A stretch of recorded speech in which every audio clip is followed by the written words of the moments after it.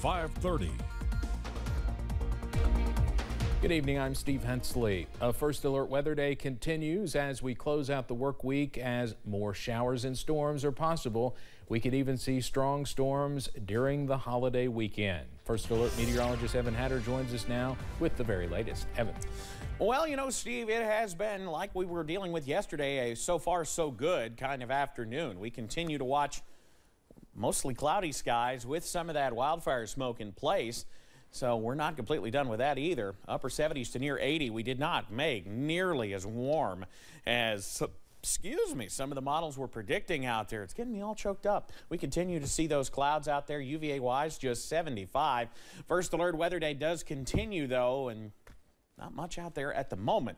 We back on out. You see some of the storms moving through parts of Illinois and Indiana. We're going to watch this area to see those storms try to regenerate as we head through tonight. But with most of the area, in fact, the entire area in a level 1 marginal risk, I think our threat for widespread severe weather tonight is rather low. Temperatures, look at this. Prestonsburg, mid-80s. Logan, mid-80s. Grundy, mid-80s. Where the clouds have kind of stayed put today, we're a little cooler. Manchester in right at 80, Harlan at 82, and upper 70s elsewhere. 87 in Monticello, 87 with a dew point of 76. It feels like the century mark in Monticello. Feels like 90 in Prestonsburg, 91 in Somerset. These temperatures and these feels like temperatures continue into the holiday weekend. Next 12 hours, thunderstorm activity tries to ramp back up overnight. Lows only into the low 70s. Steve, I'll have the latest breakdown on when we could see a return to some more of those storms in a few minutes. All right, Evan, thank you. Two rulings from the U.S. Supreme Court bring major victories for conservatives and brings to an end a blockbuster session that will have consequences for years to come. Chris Wynn is in Washington with the latest.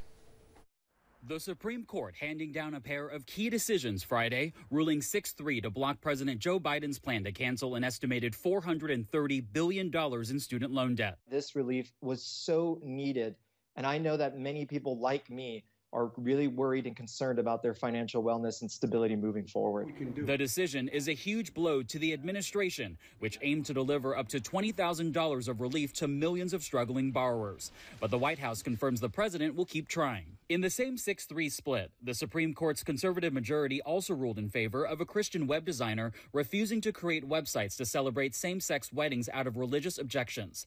The decision is rooted in freedom of speech protections, but critics say it will allow more businesses to discriminate against LGBTQ people. This sweeping opinion promises to destabilize the public marketplace, enabling and encouraging all types of businesses, not just those who make websites, to have a First Amendment right to refuse customers because of who they are.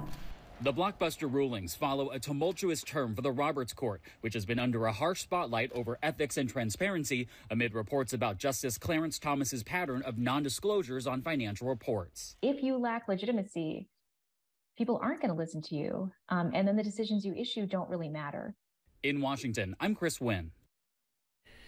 In the next term, Supreme Court justices will decide whether the Second Amendment protects gun owners who have domestic violence restraining orders against them. That is after a federal appeals court invalidated that law, thus making it easier for people with a history of domestic violence to get guns. While that is set for next term, the court decided to not issue rulings on two other cases. In Ohio, questions are being raised about redistricting. The High Court sent that back down to a lower court to be reviewed. Finally, justices have decided to allow a person with gender dysmorphia to sue a Virginia men's prison on the basis of discrimination. A new Pew Research Center survey says black adults are the most likely to support stricter gun laws. 77% of them say they are needed. 74% of Asian adults say the same, followed by 68% of Hispanics. Only 51% of white adults say they want tighter gun control. Overall, 58% of Americans support tighter restrictions on guns.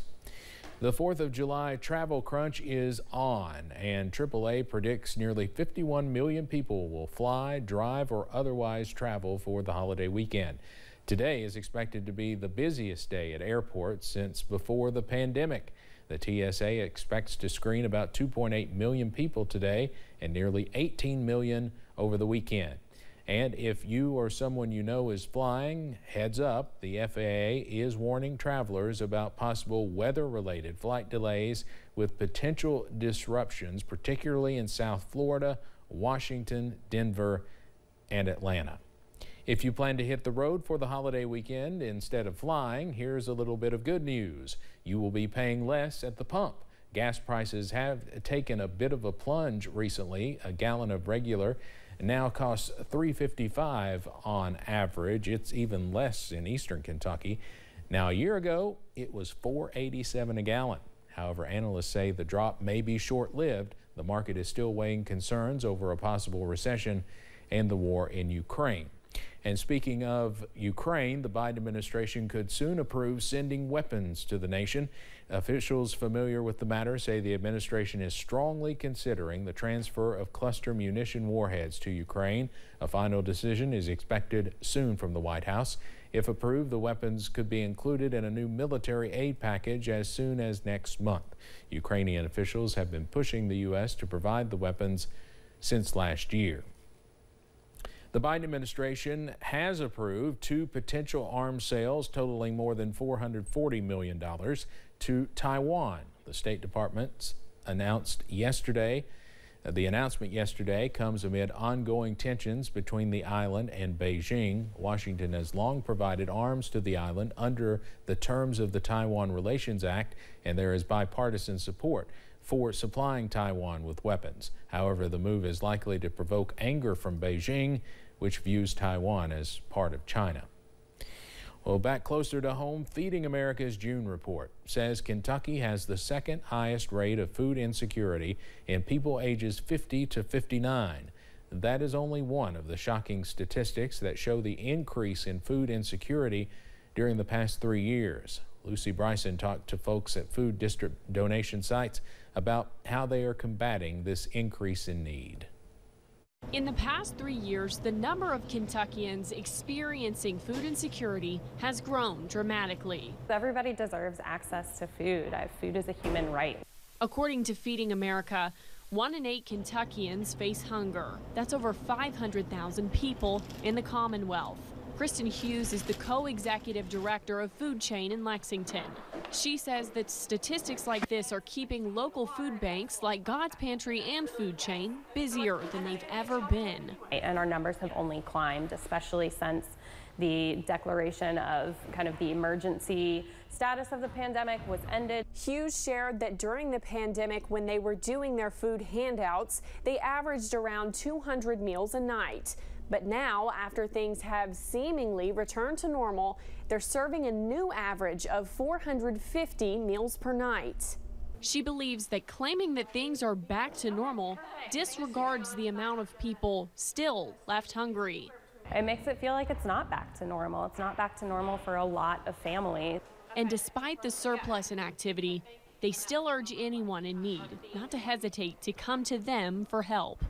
We just ask that folks show up and tell us how many meals they need. We don't have criteria. That is one of the things that we really made sure to do, was to remove as many barriers as possible. That was Lucy Bryson reporting. Another statistic from Feeding America's report is that more than $318 million is needed to meet food needs in the state of Kentucky alone.